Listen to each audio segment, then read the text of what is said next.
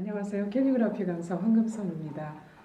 그동안 너무 오랫동안 뵙지 못하고 궁금했는데 이렇게 또 영상을 통해서 인사드리게 돼서 너무 반갑고 기쁩니다. 그래서 오늘 영상 수업을 하게 됐는데요. 영상 수업은 그동안 우리가 한 그 2달간 캘리그라피를 하다가 중단이 된 상태라서 그것을 좀 뒤집어서 이렇게 그 복습하는 의미로 이론과 또 실기에 이어서 간단한 작품까지 마무리하는 걸로 한 15분 정도 수업 진행하는 걸로 하겠습니다. 네, 먼저 캘리그라피 이론에 대해서 캘리그라피란 무엇인가부터 말씀을 드리겠습니다. 그래서 주변에 캘리그라피가 많이 보이고 또 나도 익숙한데 막상 캘리그라피가 뭔가 이렇게 한마디로 정의하려고 보면 그게 쉽지 않죠. 그래서 인쇄된 활자를 제외한 모든 손글씨다 이렇게 얘기하시면 되겠어요. 그래서 그럼 캘리그라피는 어떤 특징이 있는가 그거부터 한번 살펴볼게요.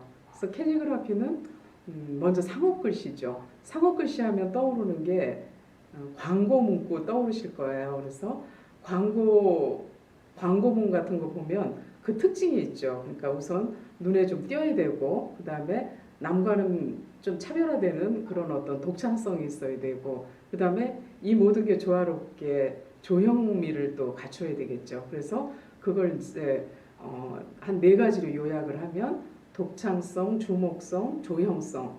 근데 이 3가지가 충족이 된다 하더라도 이게 글자인데 글자 고유의 어떤 읽혀짐이 없다. 그러니까 가독성이 없다. 이러면 또 좋은 캘리그라피가 안 되겠죠. 그래서 다시 말씀을 드리면 독창성, 주목성, 조형성, 거기에 가독성이 있어야 좋은 캘리그라피가 된다. 이렇게 말씀을 드릴 수가 있겠어요. 그래서 그럼 좋은 캘리그라피를 만들기 위해서는 어떤 것에 중점을 둬야 되느냐?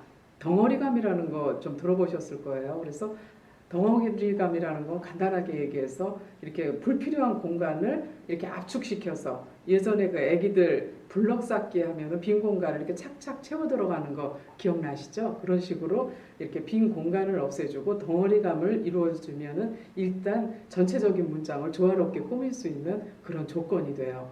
그래서 일단 그렇게 캘리그라피의 그 중요한 요소와 또 어떤 잘 하기 위한 요령 그걸로 덩어리감을 좀 강조했어요. 그 다음에 중요한 것이 균형인데 균형을 잘 맞추기 위해서는 크기, 굵기, 기울기가 이렇게 조화롭게 이루어져야 균형이 맞아요. 그러면 이제 이런 그 설명을 말로 하면은 이게 좀 허공에 이렇게 좀 돌아다니고 잘 인지가 안 되시죠. 그래서 제가 시연을 통해서 이해를 돕도록 그렇게 말씀드리겠습니다. 그래서 좀 전에 말씀드린 것처럼 이렇게 불필요한 공간을 없애준다.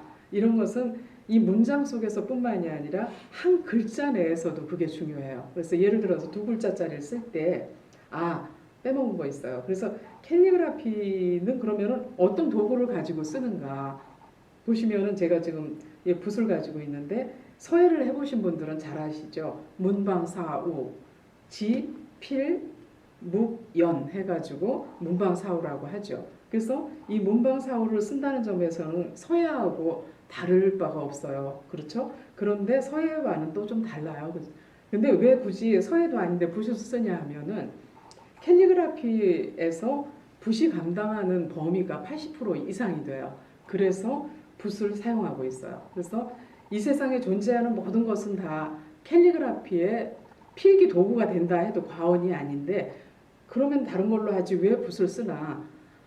붓을 쓰고 나면 다른 도구를 쓰기가 굉장히 편리해져요. 그래서 예를 들어서 붓펜을 많이 쓰고 있죠. 근데 붓펜이 붓을 가장 닮아 있는 그런 필기 도구임에는 분명한데 붓펜의 한계상 이 붓이 하는 것을 이걸 감당하지를 못해요. 그 붓 특유의 이게 동물털이니까 굉장히 유연하죠. 그러니까 이 유연함에서 나오는 그 운동감, 율동감은 그 어느 필기도구도 이걸 따를 수가 없어요. 그런데 한 가지 단점은 붓을 잘 다루기가 좀 힘이 들죠. 그래서 붓만 잘 다루는 훈련을 지속적으로 하시면 굉장히 좋은 글씨, 그러니까 남들과는 차별화된 좋은 글씨를 쓰실 수가 있으세요. 그래서 먼저 이제 붓을 사용하는 방법에 대해서 설명을 드리자면 먹을 묻힐 때 이렇게 끝에만 이렇게 살짝 묻혀 쓰시는 게 아니라 전체를 다 묻혀주세요. 이렇게 꾹꾹 눌러서 그러면은 내가 글씨를 쓰는 부분은 이 지극히 작은 요 부분을 쓰지만 요 나머지 부분은 이 먹을 머금고 있는 대롱 역할을 해요. 그래서 항상 이 부분이 촉촉하게 적셔져 있어야 그때그때 먹을 묻히지 않고서도 여러 글자의 글씨를 쓸 수가 있겠죠. 그래서 여기까지 묻혀주고 그런 다음에 붓을 이렇게 좀 골아주면은 붓이 흐르지도 않고 적절한 그 습기를 머금고 글씨를 쓸 수가 있어요. 그 다음에 붓을 잡는 요령에 대해서 말씀드리겠습니다. 서예를 할 적에는 보통 이 정도 큰 붓을 사용을 하는데 이렇게 곧장 세워서 쓰죠. 이렇게. 그래서 수직이 되게 이런 식으로 해서 팔을 움직이면서 써오셨죠. 근데 캘리그라피는 그거와는 좀 달라요. 연필을 잡듯이 이렇게 편안하게 잡으시고 이렇게 잡으신 다음에 그냥 편안하게 이렇게 쓰세요. 그러면서 중요한 것은 이 지면, 종이와 내 붓의 위치가 90도를 이루어야 돼요. 이런 식으로. 그러니까 이렇게 잡되 붓끝은 이 지면과 90도로 이렇게 붓끝을 세워줘야 된다는 얘기죠. 그죠? 붓끝을 세워야 된다는 게 왜 중요하냐면 중봉을 이루어줘야 되는데 중봉이라는 것은 뭘 얘기하냐면 내가 나가고자 하는 진행 방향과 붓이 나란히 놓이는 상태를 이걸 중봉이라고 얘기를 해요. 그래서 요걸로 써지는 상태가 중봉인데 중봉은 이런 식으로 가죠. 그럼 중봉의 반대말은 편봉이라고 하는데 이렇게 돼요. 그러면 말 그대로 붓이 이렇게 있다면 이쪽으로 써지는 거예요. 이해되시죠? 그래서 이렇게 하면 글씨를 좀 쓰기가 어렵겠죠? 그래서 어떤 특수 목적이 있을 적에는 어떤 효과를 극대화하기 위해서 이런 식으로 써요. 그렇지만 우리가 평상문을 쓸 적에는 이렇게 쓰지 않고 특히나 작은 글씨 쓸 적엔 이렇게 해서 쓸 수가 없겠죠? 그죠? 이해되시죠? 작은 글씨 쓸 적엔 반드시 이 중봉으로 붓끝으로 돼야 글씨를 쓸 수 있겠죠. 낙관을 쓸 때 제 이름을 쓴다. 그러면 이렇게 해야 쓸 수가 있겠죠. 이걸 만약에 이렇게 쓴다. 못 쓰겠죠. 그래서 중봉과 편봉의 차이점을 설명을 드렸어요. 그래서 글씨를 쓰실 때 이 두 가지만 이것만 생각하시면은 수월하게 임서를 하실 수가 있어요. 그러면은 캘리그라피를 할 때 기본은 어떤 건가 그런 걸 많이 질문들을 하세요. 그래서 서예에서 보면 뭐 예를 들어서 한글 같으면 궁체다, 판본체다, 뭐 어떤 한문은 뭐 해행초 해가지고 어떤 특정한 체가 있어요. 그래서 그것을 마스터하고 비로소 이제 작품에 들어간다 이렇게 얘기를 하는데 캘리그라피는 기본 무슨 체가 있는 게 아니라 아까 말씀드렸다시피 상어 글씨이다 보니까 문장이 품고 있는 어떤 이미지, 내용이라든가 요청자, 수요자가 어떤 문장을 써달라, 어떤 컨셉으로 어떤 분위기로 써달라 하는 그 요청에 의한 글씨를 써야 되기 때문에 그때그때 그 체가 달라져야 되겠죠. 그래서 잘 모르시는 분들은 캘리그라피는 어떤 원칙이나 규칙이 없는 그런 글씨가 아닌가, 다시 말해서 근본 없는 글씨가 아닌가 이렇게 얘기들을 하시는데 그건 잘못된 생각이세요. 왜냐하면 워낙 규칙이나 이런 게 많기 때문에 없는 것처럼 보여요. 왜 규칙이 많으냐 하면 옆에 어떤 글자가 오느냐에 따라서 이 앞에 자음의 모양이 달라지는 거예요. 예를 들어서 가짜를 쓸 때 가수를 쓰겠다. 가수를 쓸 때와 뭐 예를 들어서 뭐 가장 쓴다. 이러면은 이 기억이 어느 땐 이렇게 되고 어느 땐 이렇게 되고 이렇게 되고 이게 다 변화라고 보면 변화가 수천 수만 가지가 되겠죠. 그래서 이 기초를 다 하고 문장을 나간다는 건 그건 불가능해요. 그래서 문장 속에서 그때그때 변화되는 자음과 모음의 그 상태를 익혀가면서 그러면서 이제 학습을 해나가시면은 그 쉽게 캘리그라피와 이렇게 친해질 수가 있어요. 그래서 이제 아까 말씀드렸던 그 덩어리감을 이제 되돌아와서 그걸 설명을 드릴게요. 그래서 우선 이제 두 글자짜리를 써볼게요. 두 글자짜리 예를 들어서 당신이라는 글씨를 쓰면 우리가 보통 쓸 적에는 이걸 정상적인 글씨를 쓴다 그러면 이런 식으로 아주 반듯하고 좋은 글씨를 쓰죠. 근데 이 캘리그라피에서는 이 자음이 이렇게 이런 식으로 커지고 여기다가 받침을 이렇게 갖다 붙여요. 그러면 이걸 더 네모로 놓고 볼 때 네모 안에 꽉 차죠. 그래서 이 불필요한 공간을 최소화했죠. 불필요한 공간이 별로 없죠. 그럼 여기다 신자를 쓴다 그러면 여기서도 이 앞에 글씨에 바짝 붙여서 써주면 마치 이 두 글자가 한 글자인 것 같은 그런 효과가 나죠. 그래서 이 불필요한 공간을 없애준다. 불필요한 공간 없애준다. 이것이 가장 중요하고요. 덩어리감을 형성하려면 일단 불필요한 공간이 없어야 돼요. 그러면 두 글자 썼을 땐 이렇게 썼는데 세 글자 썼을 땐 어떻게 쓸까? 세 글자 썼을 때 예를 들어서 사랑해를 쓴다. 그러면은 이 글자를 어떻게 쓸까를 먼저 이렇게 생각을 해봐요. 그래서 세 글자 쓸 때 도형을 그려보면 이런 식의 구성으로 쓰겠다. 또는 이런 식으로 써보겠다. 그럼 여기다 넣어볼게요. 이렇게 길게 쓰죠. 이런 식으로 해서 이런 형태가 되죠. 그럼 또 이런 형태를 써보겠다 할 적에는 이게 커지죠. 이런 식으로 해서 이 한 문장을 조화롭게 쓰는 훈련을 하는 거죠. 그럼 사랑해 아까 당신자 썼죠. 당신을 그럼 여기가 비었죠. 여기다 이렇게 넣어주면 이 한 문장 안에서 불필요한 공간이 없어지죠. 그래서 이런 식의 덩어리감을 만든다는 얘기예요. 그래서 덩어리감이라는 건 꼭 어떤 형태가 주어진 게 아니라 내가 이런 형태로 덩어리감을 좀 만들고 싶다. 눈사람처럼. 그럼 뭐 사랑해 당신을 뭐 정말로 사랑해 뭐 쭉 이렇게 쓰면 이게 다 글씨예요. 그런 이런 형태의 그 구성을 이루는 거죠. 그래서 덩어리감이라는 것은 그 빈 공간 없이 글자로 꽉 채워준다. 이렇게 하면은 좀 그 정의가 되죠. 그래서 이렇게 해보시고 그 다음에 이제 이걸 가지고 우리 정해진 시간 내에 예문을 한번 들어보겠어요. 그리고 아까 컨셉 얘기를 했죠. 컨셉 중에서 예를 들어서 요걸 보시면 굉장히 부드럽죠. 부드럽고 부드럽다고 느끼시죠. 그래서 이 부드러운 글씨를 쓸 적에는 이 첫 획에 힘을 주지 않아요. 예를 들어서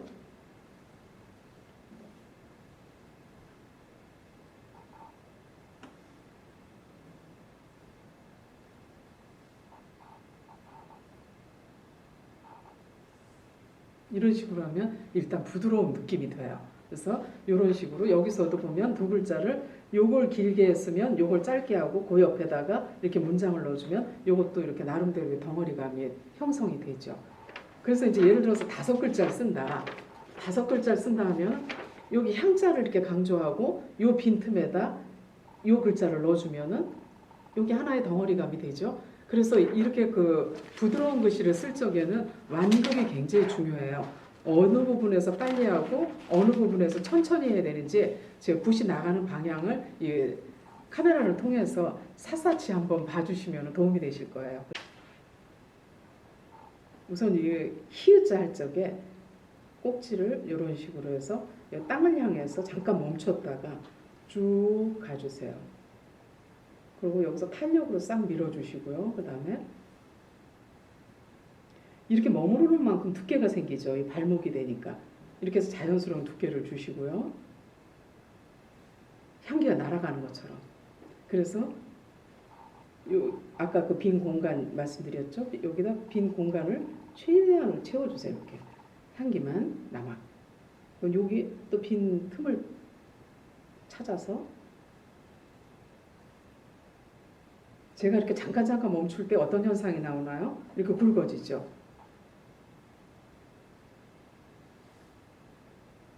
멈추죠. 멈추면 어떻게 돼요? 여기가 두꺼워지죠. 이런 식으로. 그래서 이게 하나의 작품이다 하면은 서예에서 말할 때 낙관에 해당하는 거를 어디다 써도 괜찮아요. 근데 요쯤에다 여기다 한번 제 호가 서정이에요. 서정. 자. 그리고 여기다 이렇게 하나 찍어주면 하나의 작품이 되겠죠. 그래서 요걸 하시면서 이게 하나의 작품이다. 그러면은 요 부분이 약간 좀 비었다. 여백의 미도 괜찮지만 뭐 좀 하나 그려줬으면 좋겠다. 했을 때 쉬운 그림을 한번 그려볼까요? 그래서 그림이라는 걸 어렵게 생각할 필요가 없는 게 우리가 전공한 사람들이 아니기 때문에 우리는 글씨가 주목적이기 때문에 이 글씨를 그 뒷받침해 줄 수 있는 어떤 효과만 내면 돼요. 제가 왜 종이를 찍고 있는지 한번 보시면 재미있을 거예요. 그래서 이렇게 이제 그냥 아무 종이나 옆에 있는 걸 했어요. 물을 찍는 이유는 조금 색깔을 흐리게 하기 위해서 이런 식으로 찍어서 나무를 한번 그려보죠. 이런 식으로 됐다. 뭐 어떻게 해도 상관없어요. 이렇게 한 다음에 먹을 좀 빼내는 이유는 나무 가지를 할 거예요. 나무 가지를 하는데 먹이 너무 많이 있으면 안 되겠죠. 그래서 이런 식으로 그냥 자유롭게 잔가지를 이렇게 해주죠. 이렇게 해서 이대로 내버려 두면은 겨울에 나목이 되는 거죠. 잎이 다 떨어지고 이렇게 나무 가지만 앙상하게 남아있지만 그런 데로 또 운치가 있어요. 이렇게 두시면은 이게 겨울나무가 돼요. 그리고 심심하니까 땅을 여기다 살짝살짝 이렇게 그려주고 이렇게 하면 이 자체도 나무가 됐지만 이제 봄이에요. 봄이면 여기다 무슨 색깔을 넣고 싶어요. 그러면 색깔을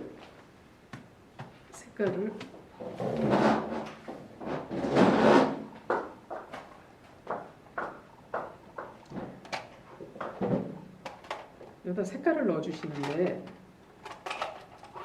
그냥 쓰고 싶은 색깔을 어떤 색깔을 쓰셔도 괜찮아요.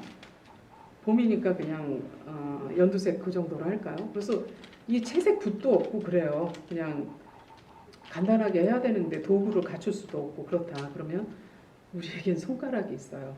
그래서 손가락으로 해서 내가 찍고 싶은 이 색깔을 그냥 적당히 해서 이렇게 툭툭툭 이렇게 해주세요.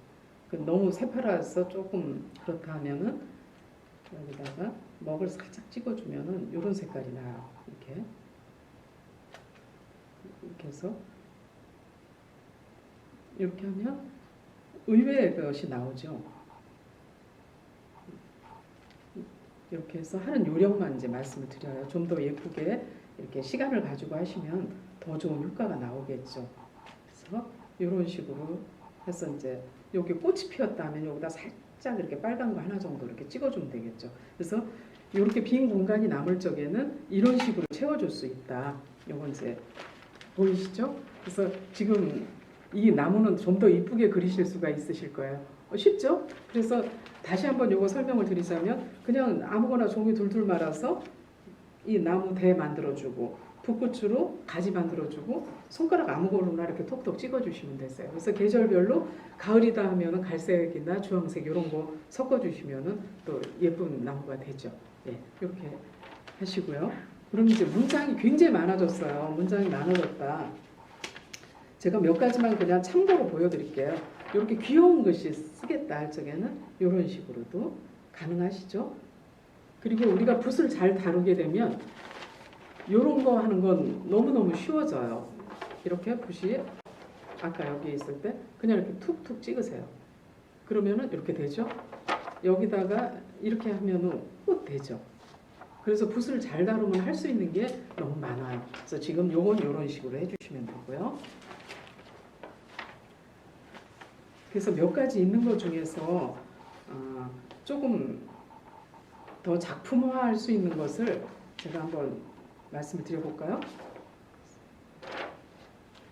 어느 것 쓸까요? 가족은 중요한 게 아니라 모든 것입니다. 이 문장이 참 좋죠? 이 문장을 한번 써볼까요? 네, 그래서 이것도 아까 설명드린 것과 일치를 하죠. 그래서 이 첫 글자를 강조해 놓고 가족을 강조한 거죠. 가족을 강조하고 그 나머지 이렇게 설명하는 문장을 여기다 이렇게 써줬어요. 그럼 이것도 이런 덩어리감이 이루어지죠. 그리고 이 쭉 내린 거에다 이렇게 낙관을 써도 상당히 또 괜찮아요. 그래서 굳이 여기다 꼭 써야 되는 건 아니고요. 그때 느낌에 따라서 이런 차이를 좀 두는 거예요. 그래서 요거 쓰는 거를 제가 한번 보여드리는데 어디에서 멈추는지 또 어디에서 좀 더 힘을 주는지 어디에서 빨리 나가는지 그래서 이 완급을 그때 조화롭게 여기 섞어 쓰는 것이 캘리그라피의 가장 중요한 그 요소라고 볼 수가 있어요. 그래서 이걸 한번 보시죠.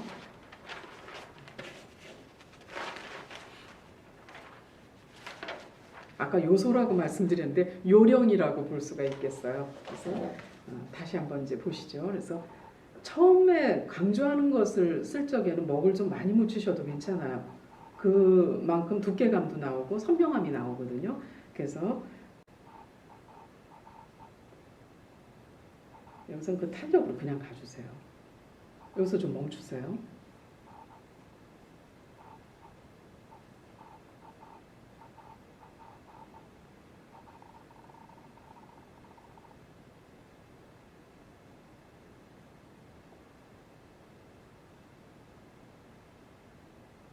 이 같은 글자 내에서도 굵기 변화가 조금씩 있죠.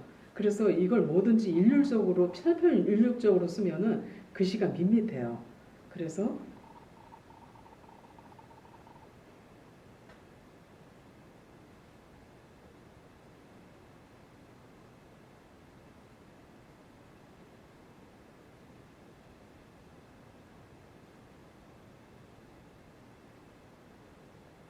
낮거나 쓸 적엔 그 연도를 써도 좋고요. 봄날에 각자 성함을 써주시고요. 제 이름을 쓴다 그러면 작은 글씨지만 거기서 이렇게 그 완급을 해줌으로 해서 이렇게 두께감이 좀 달라지죠. 그래서 여기서 이제 가족에 대한 거니까 좀 이미지를 넣는다 그러면 좀 평화로운 거 어떤 걸 넣을까? 그냥 특별히 이렇게 그림을 우리가 그냥 뭐 잘 그릴 필요는 없어요. 그러니까 꽃이 좋겠다 그러면은 그냥 요거처럼 꽃잎 몇 개만 해주면은 그러면은 이렇게 꽃의 형태가 돼요. 우리가 보통 이제 요런 회 갈 적에 이게 꽃잎에 해당이 돼요. 이런 식으로 되죠? 그래서 중요한 게 크기와 위치, 굵기 이런 거를 다양하게 해줘야 돼요. 그냥 하다 보면은 내가 좋아하는 크기와 이런 걸로 줄을 세우는 경우가 있어요. 그러면은 그게 좀 초등학생 그림 같이 좀 안 예뻐요. 이런 식으로 이제 지금 화선지라 많이 번져 있죠. 이게 마르면 색깔이 좀 은은해질 거예요. 이런 식으로 해서 나중에 이제 이 부분에 그냥 꽃 느낌을 주겠다 하면은 여기다 그냥 손을 살살 그냥 해주면 돼요. 이런 식으로. 그래서 이렇게 해서 콕콕 봐가지고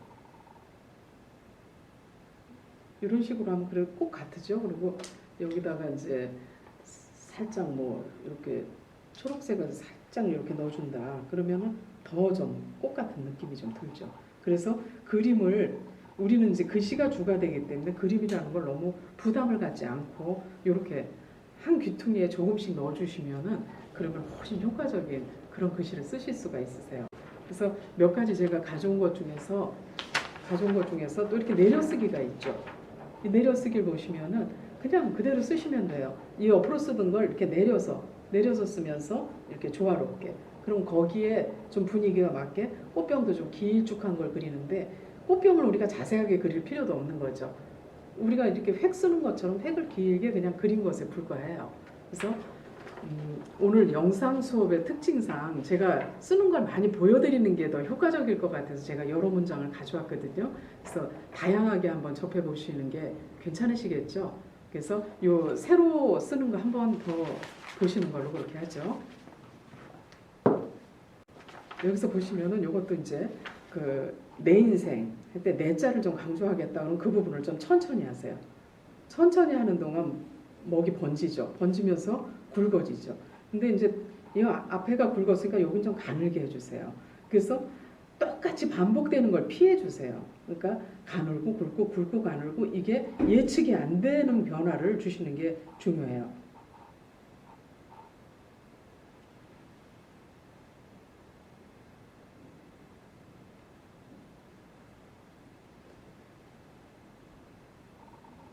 천천히 하고 있죠. 이렇게. 그러면 이게 이제 하나의 문장이 됐죠. 꽃병 별거 아니에요. 그냥 이런 식으로 그리세요. 그냥. 그리고 자세히 그릴 필요가 없어요. 긴 거 하나, 짧은 거 하나 이런 식으로 해서 이렇게 이파리 먹이 없는 상태에서 하면 오히려 더 이파리가 이렇게 더 투명하게 이렇게 느껴져서 좀 더 좋아요. 그래서 이 먹 색깔이 좋은 게 먹 색깔 그대로를 쓰고 나중에 여기다 그냥 뭐 빨간색 하나만 이렇게 해주면은 빨간색이나 보라색 뭐 이런 거 하나 해주면은 그게 상당히 또 저기 더 고상하고 괜찮아요. 어느 부분에 그냥 하나 정도 이렇게 많이 찍지 말고 이런 식으로 해주면은 요게 괜찮은 그림이 되죠. 그리고 여기에 이제 빛이 들어오는 느낌을 주기 위해서 요런 색깔 그냥 슬쩍 한번 이렇게 해주면 이렇게 더 느낌이 더 살아요. 그래서 그림이라는 것을 우리가 쓰는 그림은 겁내지 마시고 글씨의 획 속에서 가져다가 한 선을 그려주면 이런 그 그림이 나와요. 괜찮으시죠? 이 정도는 또 이렇게 그 용기를 내시면 충분히 하실 수 있으세요. 봄철이니까 이 꽃에 대한 것을 좀 많이 하면 더 이렇게 화사하겠죠. 그래서 꽃 피어나는 날이라는 거. 그래서 아까는 이제 세로줄을 썼는데 이건 좀 다르게 가로줄이 되죠. 이 가로 분위기로 해가지고 이제 문장을 쓰실 때 어떤 걸 중점적으로 생각하시면 좋으냐면요. 그 문장의 어떤 제목에 해당하는 걸 끌어다가 그걸 작품화하시면 훨씬 효과적이세요. 그래서 이게 그 문장 속에 있는 내용이라 할지라도 그걸 끌어다가 이렇게 크게 쓰면 또 강조를 하면 제목 같은 느낌이 들고 요것만 잘 쓰면 요건 또 좀 이렇게 서툴러도 그렇게 나쁘지 않아요. 그래서 요것을 일단 이렇게 하고 아까처럼 또 요 빈데다가 요걸 살짝 이렇게 갖다 넣어주니까 요 자체로 또 얘기한 덩어리감이 또 형성이 되죠. 이거 그리고 이제 이 꽃이라는 글자는 글자 자체가 꽃 같아요. 그래서 꽃으로 쓸 수 있는 꽃의 형태가 너무 많은 거예요. 글자화할 수 있는 게 너무 많아요. 그래서 그것을 지금 한번 제가 써보겠습니다.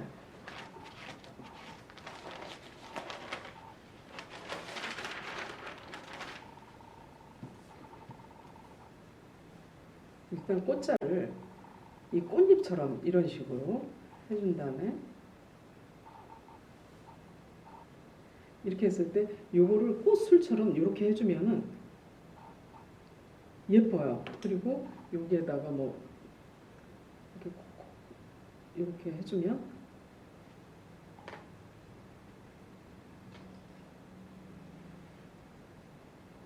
그리고 모든 거에 초록색 하나 들어가면 더 이렇게 조화로워요. 어떻게 꽃 같으죠? 그래서 피어나는 날. 요거는 좀 작게 가지만 부분 조금 천천히 함으로써 두께를 주죠. 날. 멈췄다가 땡. 확 가세요. 그래서 얼른 생각할 때 이 리을은 3자를 생각하시면서 쓰시면 좋아요. 근데 3자를 그냥 슥슥슥 쓰면은 힘이 없어 보여요. 그러니까 이 부분에서 멈추고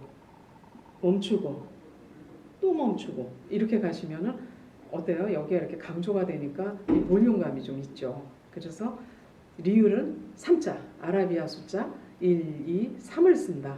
이렇게 생각을 하시면 돼요. 그래서 여기 꼬리만 이렇게 해주면 되죠. 그래서 그 다음 내용은 그냥 별 부담 없이 내가 평상시에 볼펜 글씨 쓰듯이 내 마음에도 꼭 앞에 꽃이 강조가 됐으니까 이건 그냥 수수하게 써주세요.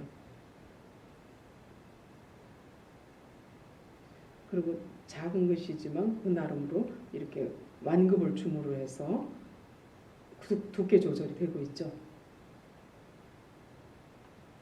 그래서 마치 춤을 추듯이 이렇게 해주세요. 그래서 여기도 2020년 뭐 계속 봄날만 쓸까요? 봄날에 이름 다 쓰기 싫다. 그냥 나는 호만 그냥 살짝 한번 써보겠다. 그럼 이렇게 쓰셔도 돼요. 그래서 가끔씩 쓰면서 한자나 영문 하나씩 들어가면 또 변화롭고 굉장히 또 그 새로운 분위기가 있어서 괜찮아요. 어떠세요? 이렇게 써보시니까 글씨가 굉장히 그렇게 딱딱하지 않고 굉장히 재미있다고 생각되지 않으세요? 그래서 일단 이제 이렇게 쭉쭉 펼쳐지는 글씨는 어렵다는 생각이 좀 드시죠. 근데 분만 바로 세우면 그게 어렵질 않아요. 그러니까 아까 말씀드린 중봉이 왜 중요하냐면 이렇게 나가야 되는 상태에서 예를 들어서 지금 이렇게 해서 중봉으로 하니까 이렇게 나가는데 이걸 중봉을 세우지 않고 편봉으로 갔다 이렇게 돼요. 이거 보이시죠? 이런 차이가 나요. 그래서 붓을 세우는 것은 참 중요하다. 붓을 사용할 때 중봉을 해야 하는 이유가 이렇게 되는 거죠.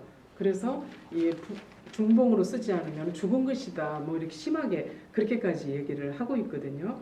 그래서 붓을 세우는 연습을 하시고요. 짧은 문장을 참 많이 썼는데 우리 좀 길게 긴 문장 한번 쓰면서 마무리하는 걸로 그렇게 해볼까요? 너무 이렇게 심금을 울리는 그런 내용이라 이거 한번 써보는 걸로 그렇게 하죠. 그러면 제가 이 붓이 어떻게 돌아가는지 그거에 좀 집중해 주시면은 그 오늘 수업에 큰 효과가 더 있다라고 생각이 들어요. 여기서 리을은 3자를 약간 변형을 했어요. 리을 할 때 잘 보세요. 시오 하고 3 와서 이렇게 감싸주세요.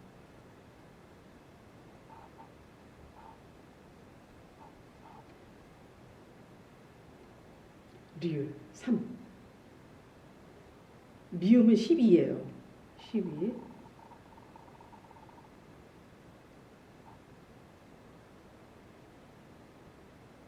다 얇게 쓰면 심심해요. 그러니까 부분 천천히 하면 그만큼 두께가 생기죠.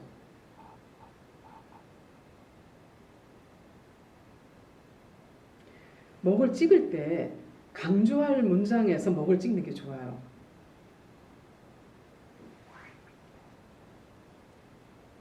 여기도 3인데 이런 식으로.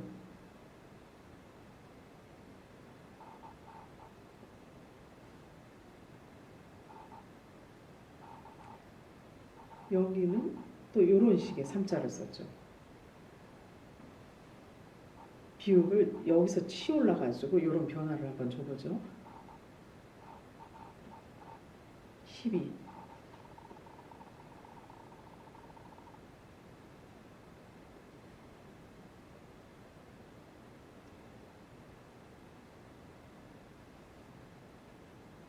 두께를 줄 때는 이렇게 살짝 들어서 이렇게 하면은 요 자체로 또 덩어리가 형성이 되죠.